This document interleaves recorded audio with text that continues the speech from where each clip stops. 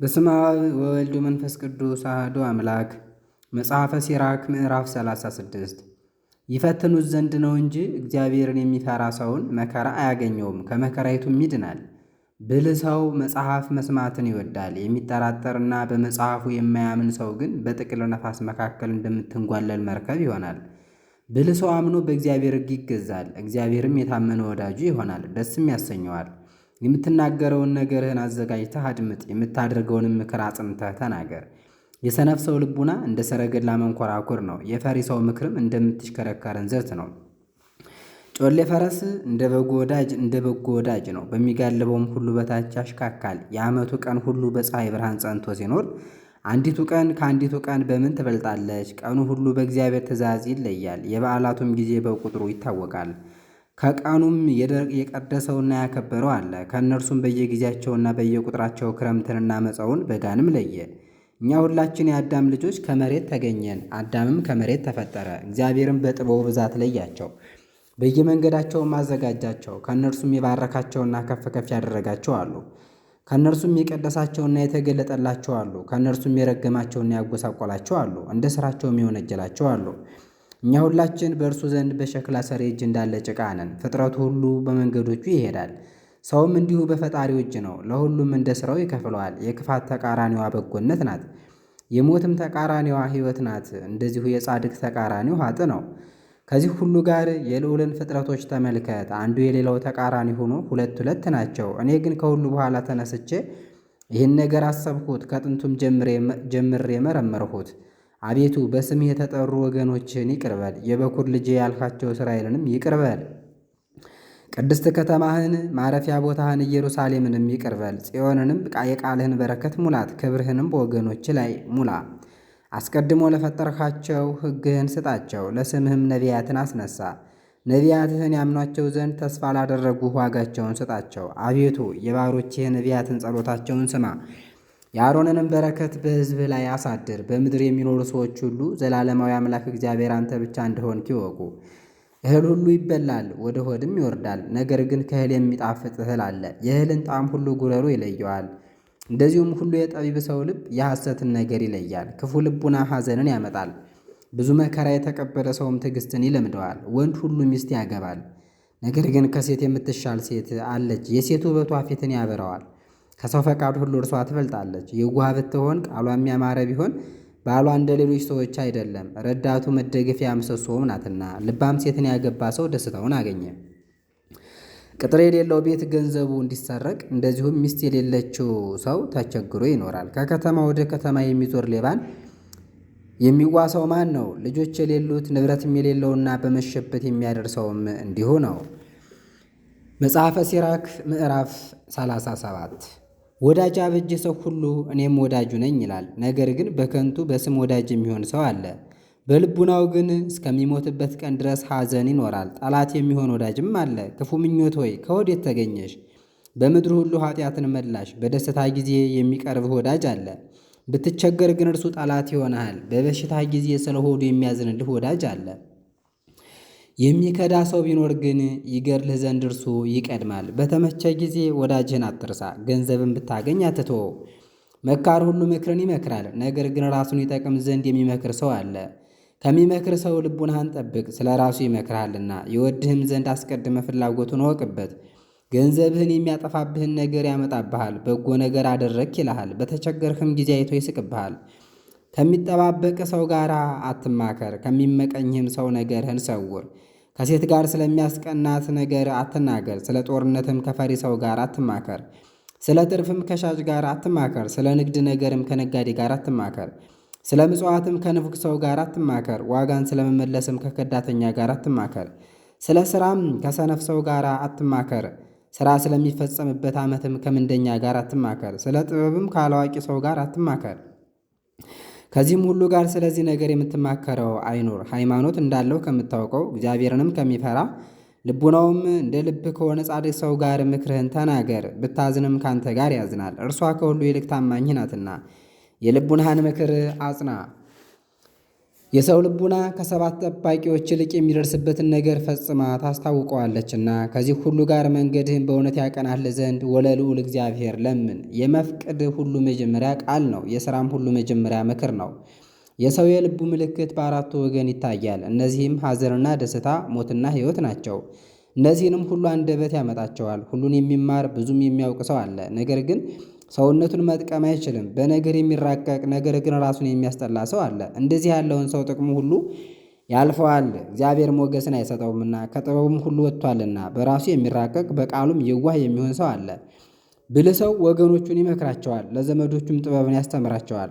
ብልህ ሰው በበረከት ይጠግባል፣ ያዩትም ሰዎች ሁሉ ብፁዕ ይሉታል። የሰው ዘመኑ በቁጥር ነው፣ የእስራኤል ዘመን ግን የማይቆጠር ነው። ለወገኖቹ ጥበበኛ የሆነ ሰው ዋጋውን ያገኛል፣ ስሙም ለዘላለም ይኖራል።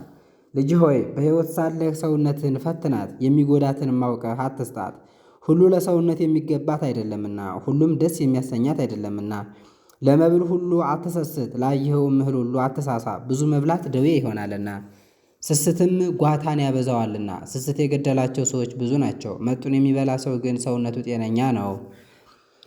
መጽሐፈ ሲራክ ምዕራፍ 38 ባለመድኃኒትን አክብረው፣ እንደ እጁ እንዲሁ ክብሩ ነውና። እርሱንም እግዚአብሔር ፈጥሮታልና። ማዳን ከእግዚአብሔር የሚገኝ ሲሆን ክብርን ግን ከንጉሥ ይቀበላል። ሰው ሁሉ ባለመድኃኒትን በጥበቡ ያከብረዋል፣ በመኳንንትም ዘንድ ይመሰገናል። እግዚአብሔር መድኃኒትን ከምድር ፈጠረ፣ ጠቢብ ሰውም ይህን አይንቀውም። ኃይሉን ያውቁ ዘንድ ውሃ በእንጨት የጣፈጠ አይደለምን? በጌትነቱ ይከብሩ ዘንድ እግዚአብሔር ለሰዎች ጥበብን ሰጣቸው። በመድኃኒቱ ያድናቸዋል፣ በሽታቸውንም ያርቅላቸዋል። ያድኑ ዘንድ ከእነርሱ መድኃኒትን ያደርጋሉ፣ እርሱም ለሀገር ሰላምን ያመጣል። ልጅ ሆይ በሽታህን ቸል አትበል፣ ወደ እግዚአብሔርም ጸልይ፣ እርሱም ይፈውስሃል። ኃጢአትን ተዋት፣ እጅህን አቅና፣ ልቡናህንም ከኃጢአት ሁሉ አንጻ።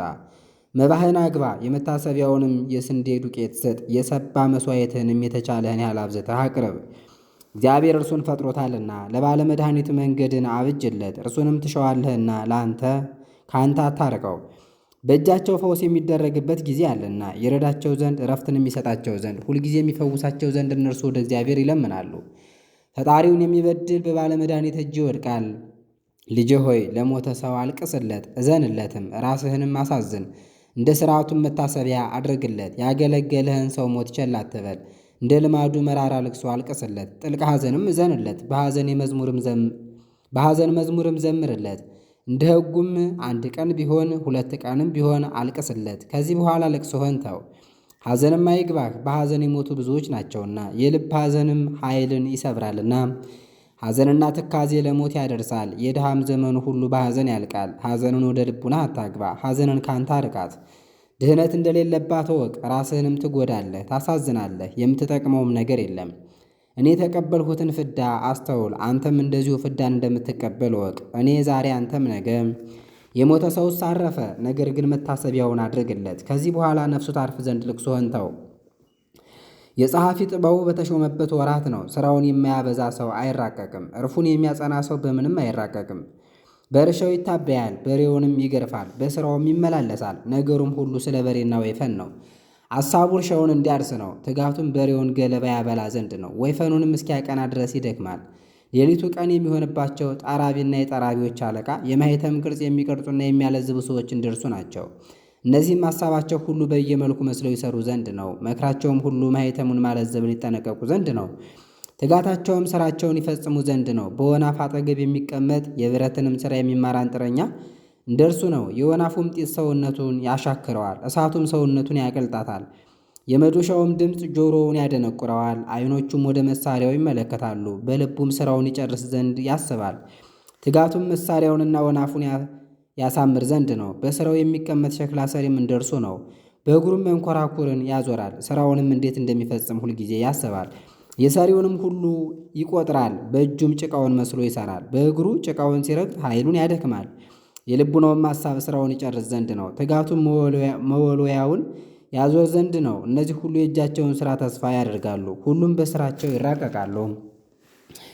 ያለ እነርሱም ሀገር መኖር አትችልም። ነገር ግን በሸንጎ ምክርን አያስመክሯቸውም፣ በአደባባይም ከመኳንንት ጋር አያስቀምጧቸውም። የቅጣት ፍርድንም አያስፈርዷቸውም፣ አያስገዟቸውም፣ አያሰለጡናቸውምም። ነገርን መስሎ በመናገር አይኖሩም፣ ነገር ግን የአገርን ፈቃድ ያጸናሉ። ጸሎታቸውን በሥራቸው ይራቀቁ ዘንድ ነው። እውቀት ግን በልቡ ለሚተጋ ሰው ነው፣ የልዑልንም ሕግ ለሚያስብ ሰው ነው። መጽሐፈ ሲራክ ምዕራፍ 39 ጥበብስ በቀደሙ ሰዎች ሁሉ ዘንድ ተመረመረች። በሃይማኖት ስማቸውን ላስጠሩ ሰዎች ትንቢትን ታስተምራለች። ወደ ነቢያትም ምሳሌ ታገባለች። የተሰወረውንም ምሳሌ ትመረምራለች። ምሳሌውንም ወደ መተርጎም ትመልሳለች። በመኳንንት መካከል ትጠቅማለች። በአለቆችም መካከል ትታያለች። ልዩ ወደሆኑ ወደ አሕዛብም ሀገር ትገባለች።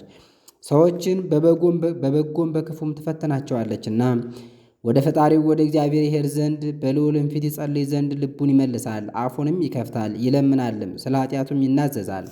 ነገር ግን ገናና የሆነው እግዚአብሔር ከፈቀደ የጥበብንም መንፈስ ካሳደረበት እርሱ የጥበቡን ነገር ያፈልቃል። በጸሎቱም ለእግዚአብሔር ይገዛል። እርሱም ጥበብንና ምክርን ይገልጥለታል።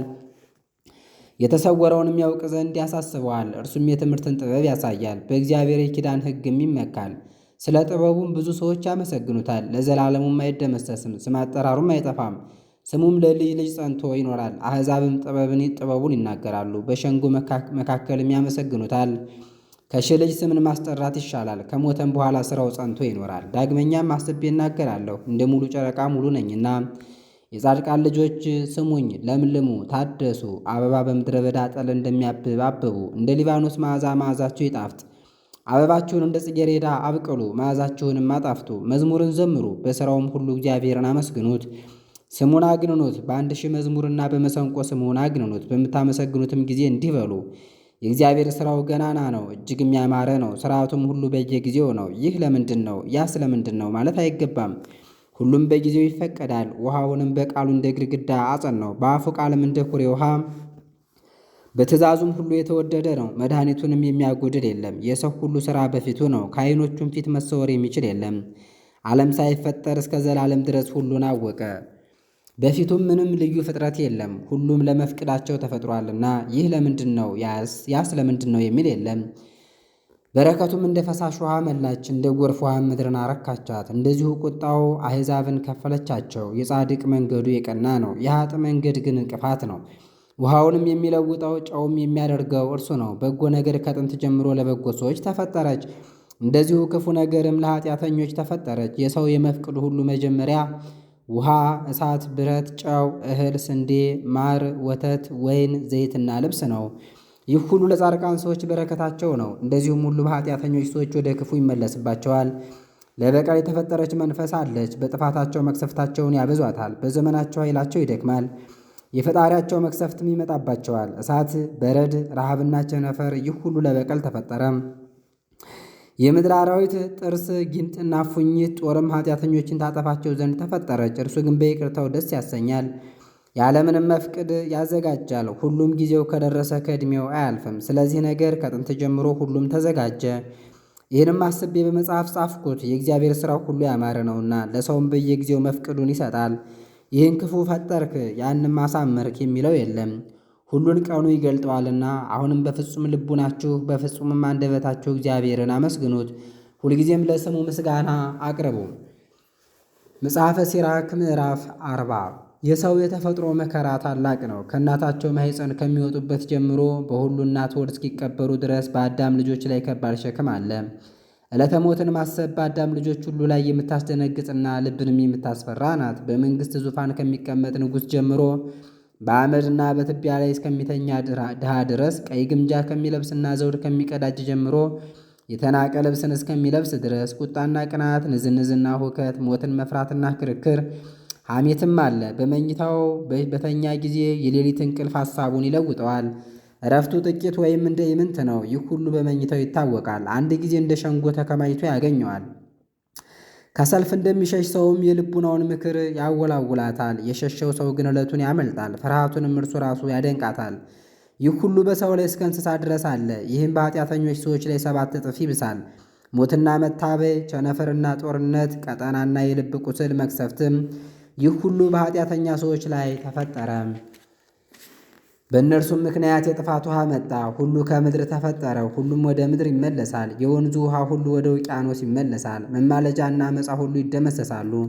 ሃይማኖት ግን ለዘላለሙ ትጸናለች። የዓመፃ ገንዘብ እንደ ፈሳሽ ውሃ ይደርቃል። በዘነበም ጊዜ እንደ ታላቅ መብረቅ ጮኾ ይጠፋል። እርሱ እጁን ከዘረጋ ደስ ያሰኛል። የሚክዱት ሰዎች ግን ፈጽመው ይጠፋሉ። የኃጢአተኞች ልጆች ቅርንጫፎቻቸው አይበዙም። የርኩሳን ሰዎች ሥራቸው በሚያድጥ ዓለት ላይ እንደወደቀ ዘር ነው። በውሃና በወንዝ ዳር የበቀለ አረምም ከሳሩ ሁሉ ቀድሞ ይነቀላል። ጸጋ ግን በበረከት እንደ እግዚአብሔር ገነት ናት። ምጽዋትም ለዘላለሙ ጸንቶ ይኖራል። የሚዘጋጅና የሚሠራ ሰው ሕይወቱ ጣፋጭ ነው። ከእነዚህም ከሁለቱ ይልቅ የተከበረ ወርቅን ማግኘት ደስ ያሰኛል። ልጆችና የሀገር ሕንፃ ስምን ያስጠራሉ። ከእነዚህ ከሁለቱ ይልቅ ምንም ነውር የሌለባት ሴት ደስ ታሰኛለች። ወይንና ማሕሌት ልብን ደስ ያሰኛሉ። ከሁለቱም ይልቅ ጥበብን መውደድ ደስ ያሰኛል። በገናና መሰንቆ ሰውነትን ደስ ያሰኟታል። ከሁለቱም ይልቅ ልዝብ አንደበት ደስ ያሰኛል። ደም ግባትና ውበት ዓይንን ደስ ያሰኟታል። ከሁለቱም ይልቅ ቡቃያ ደስ ያሰኛል። ወዳጅና ጓደኛ በዘመናቸው ይጠቅማሉ። ከሁለቱም ይልቅ ደግ ሴት ባሏን ትጠቅማለች። ወንድሞችና ረዳት በመከራ ቀን ይጠቅማሉ። ከሁለቱም ይልቅ ለማዳን ምጽዋት ትበልጣለች። ወርቅና ብር ሀገርን ያጸናሉ። ከሁለቱም ይልቅ በጎ ምክር ደስ ታሰኛለች። ባለጸግነትና ገንዘብ ልቡናን ደስ ያሰኛሉ። ከሁለቱም ይልቅ እግዚአብሔርን መፍራት ደስ ያሰኛል። እግዚአብሔርን መፍራት የምታሳጠው የለም፣ አጋዥም አትሻም።